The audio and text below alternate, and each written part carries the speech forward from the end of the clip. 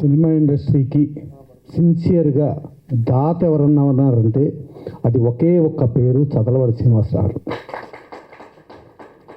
Corona టైంలో నిర్మాతలకి direct వాళ్ళ అకౌంట్లకు డబ్బులు వేసి అటు ప్రొడ్యూసర్స్ కౌన్సిల్ నిర్మాతలకి, అలాగే ఛాంబర్ నిర్మాతలకి, అలాగే ఛాంబర్లో ఉన్న డిస్ట్రిబ్యూటర్స్కి, అలాగే పేస్టింగ్ బాయ్స్ కానించి, లైన్ ఇన్స్పెక్టర్లు కానించి, రిప్రజెంటేటివ్స్ కానించి, ఇండస్ట్రీలో 2 రాష్ట్రాలు, ఇటు ఆంధ్రప్రదేశ్ అటు తెలంగాణ 2 రాష్ట్రాలు వాళ్ళ అకౌంట్ నెంబర్లు తీసుకుని అకౌంట్లకు డబ్బులు వేయటం జరిగింది. 24 క్రాఫ్ట్లకి కూడా ప్రతి క్రాఫ్ట్కి వాళ్ళకి డబ్బులు వేయటం, మళ్ళీ ఎవ్రీడే 2000 నుంచి 2500 మందికి ఇక్కడ కౌన్సిల్లో ఇచ్చేసి శానిటైజరు, మాస్కు, క్యాష్ ఇస్తూ అలా పంచి ఆ మొత్తం కోట్లాది రూపాయలు ఒక సింగిల్ వ్యక్తిగా ఖర్చు పెట్టారంటే అది ఒక్క వన్ అండ్ ఓన్లీ చదలవాడి శ్రీనివాసరావు ఒక్కళ్ళే. దాని తర్వాత 4650 మంది చిత్రపురిలో అందరూ రోడ్డును పడి ఎవరికాళ్ళు ఇప్పుడు మా ఫ్లాటు మాది డూప్లెక్స్ ఉంది, మాది 3 బెడ్రూమ్ ఉంది, మాది 2 బెడ్రూమ్ ఉంది, మాది ఈడబ్ల్యూఎస్ ఎల్ఐజీలు ఉన్నాయి అనుకుని హ్యాపీగా కళ్ళు మూసుకుని పడుకున్న వాళ్ళది కాదు.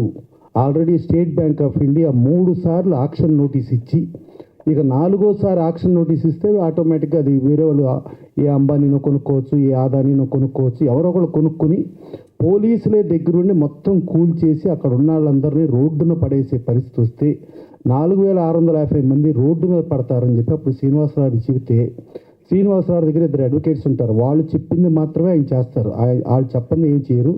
వాళ్ళిద్దరూ క్లియర్గా మీరు డబ్బులు ఇవ్వడానికి వీలు లేదండి అని చెప్పినా కూడా 4650 మంది రోడ్డును పడకూడదని కొన్ని కోట్లాది రూపాయలు ఆ రోజునిచ్చి వాళ్ళ మనశ్శాంతిగా 4650 మంది అక్కడ పడుకొని అక్కడ హ్యాపీగా వాళ్ళ ఇళ్లలో ఉంటూ, ఇంకా దీంట్లో అన్ని కోట్లు స్కాములు జరిగినాయి, ఇన్ని కోట్లు స్కాములు జరిగినాయి అని ఆ మినిస్టర్ దగ్గరికి ఈ మినిస్టర్ దగ్గరికి తిరుగుతూ ఇంత జరగటానికి కారణం చదలవాడి శ్రీనివాసరావు ఇచ్చిన డబ్బులతో ప్రశాంతంగా ఉండటమే.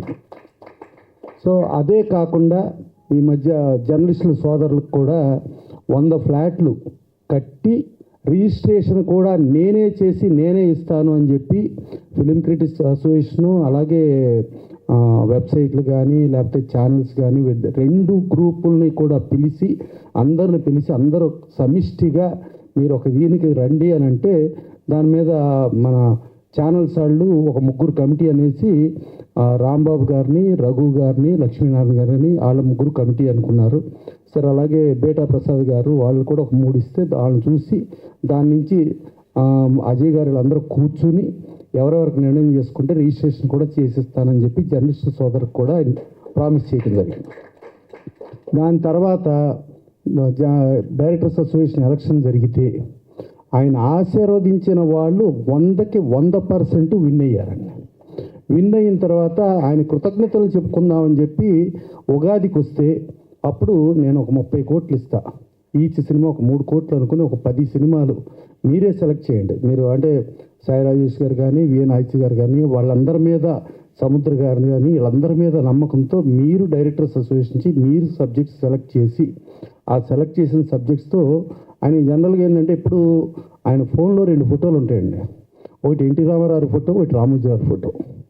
సో ఈ రామోజీరావు ఫోటో కిందేమో రామోజీరావు గురువు మాస్టర్ ఈనాడు ఎండీగా ఉన్నారు, తర్వాత ఆర్ఎఫ్సి ఎండీగా ఉన్నారు, రామ్మోహన్ రావు ఇల్లు ఆయన కొన్నారు, ఇక్కడే జూబ్లీస్లోనే ఉంది, ఆ ఇంట్లోనే స్టోరీ సిట్టింగ్స్ పెట్టుకోమని చెప్పి ఆ ఇల్లు చెప్పారు.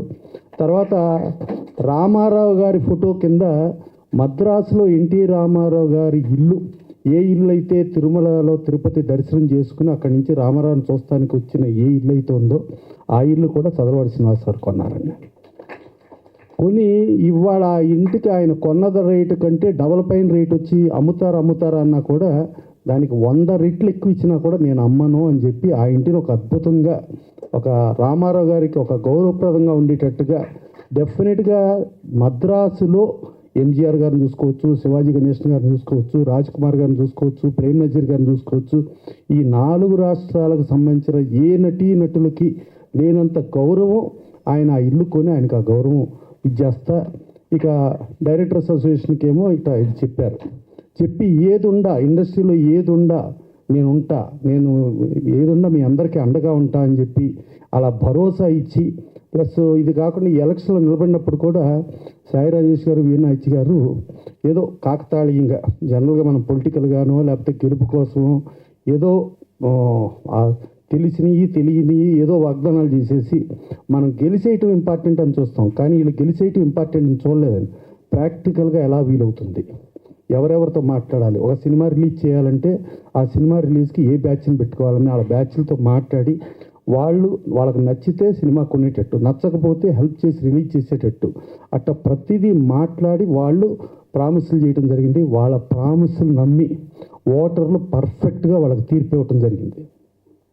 ఇక సాయి రాజేష్ గారు అయితే దాదాపు 1020 ఓట్లు పోలైతే ఆయనకు అపోజిషన్ నిలబడిన ఆయనకి 76 ఓట్లు వచ్చినాయండి.